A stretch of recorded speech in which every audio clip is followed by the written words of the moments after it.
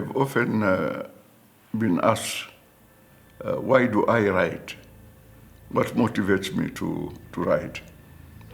Interestingly, the famous British essayist and intellectual George Orwell was asked more or less the same kind of question. And he said he's motivated by different things.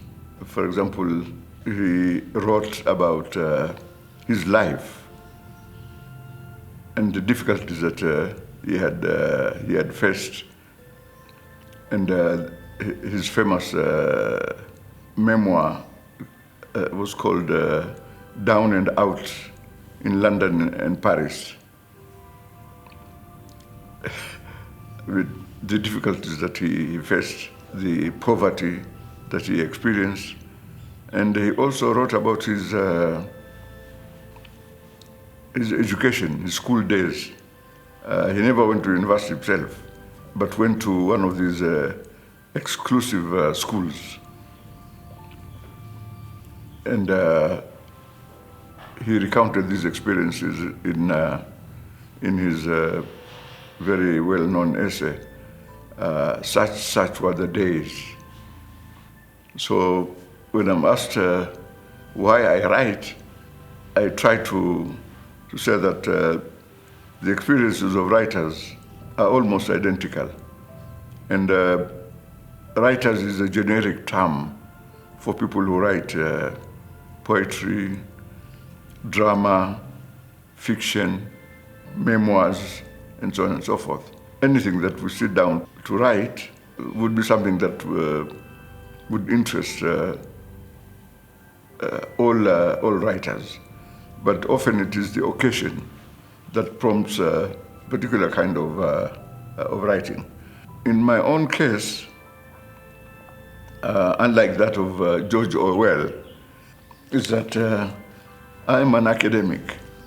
Through my education, through my exposure, I'm expected to produce.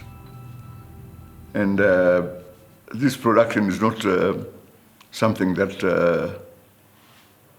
I am forced to do. It's just a matter of choice. And one has to have something to say, something out of the box, something that is not said by people all the time. And that is what would attract the curiosity of people to read your writing. One of the things I like writing about is a defense of, for example, our values. I'm a Muslim, and often there's a misunderstanding of Islamic values, Islamic societies, Islamic cultures. Whenever it is necessary, then I would step out and present our position on those issues. And I think everybody does this, because if you don't do this, then you will be perpetually misunderstood. I do write on academic issues to touch on language, because my training is basically linguistics. I'm a professor of linguistics and also post-colonial studies. And post-colonial studies includes issues that affect non-Western societies. Although that also has been a challenge to a certain extent. So my writing is determined by the context in which I find myself, and that I feel is important enough to draw the attention of the public, either to educate or to inform, or just to sometimes to engage in in controversy, because you have to engage in controversy sometimes. And I have done this a few times, because if you do this, then you tell people that you just can't attack people and imagine that nobody will respond, to either your criticisms or your attacks. If you look at what I have written, it will be along these lines. As I said, you must have something new to say.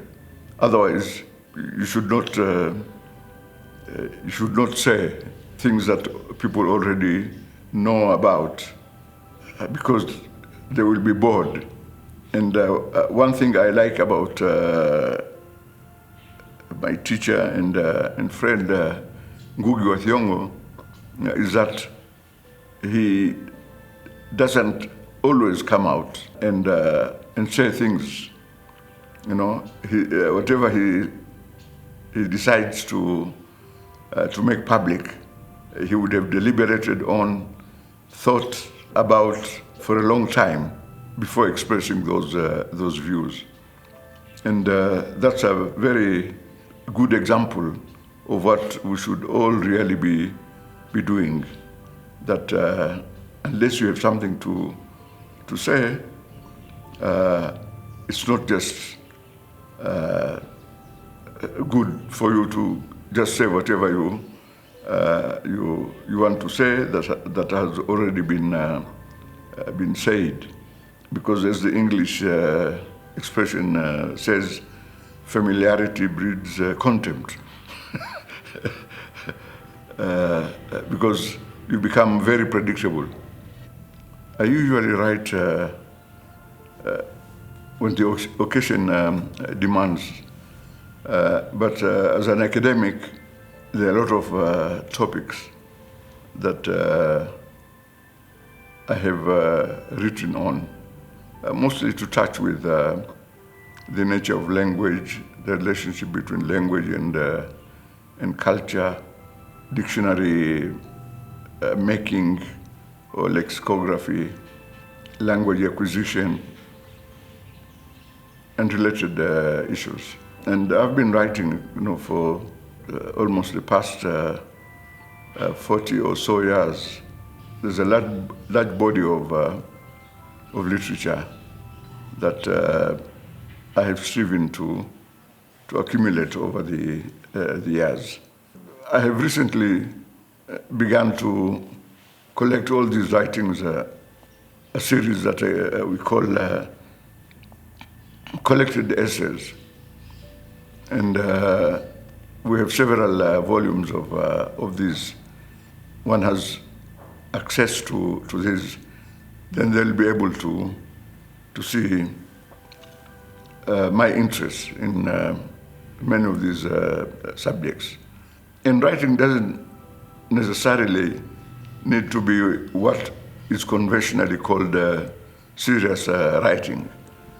But every form of writing really is serious writing. So, for example, I've written portraits of relatives, relations between myself and my friends.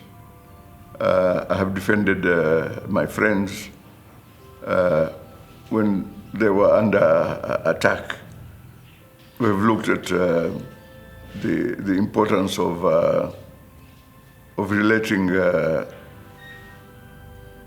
what is happening currently to what happened in the past.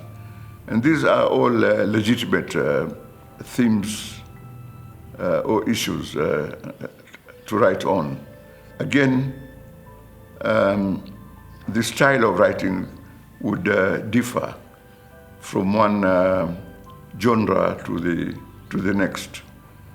So if you're writing, for example, on criticism, literary criticism, the style would be very different from that of obituaries or reminiscences. So So different forms of writings require different stylistic strategies. And this is true of all writers. This is not something special on my part, but this is part of the general conventions that people use. What might be considered controversial by one person need not necessarily be considered as controversial by another person. So there are different perceptions of what I might have written. Some people might be critical, some people might be more compassionate, but all of these are very, very important to me, because it shows the public response, the academic response, and private responses of people towards my writings. And for example, we might write critical essays, for example, on children's writing. And you would imagine that writing, by people on children or on children's literature might be something very simple. But in fact, children's literature is the source of what has now come to be known as utopian or dystopian literature. So all these works of dystopia or utopia ultimately derived from writers who want to put themselves in the imagination of other people. So in this case, children. How children think and how they narrate their stories. So if we didn't have children's literature, we would not have utopian and dystopian literature. It just would simply not be there. And we know these famous children's stories, in fact, in every language. The stories recounted by grandmothers, to the children would fall under oral literature, and then oral literature becomes orature, because oral literature is supposed to be verbally articulated, but then after being verbally articulated, it is reduced to writing. And when you combine oral stories with their writing down, then you have orature, oral literature. It becomes orature. This was a very useful term that was invented by a Ugandan critic.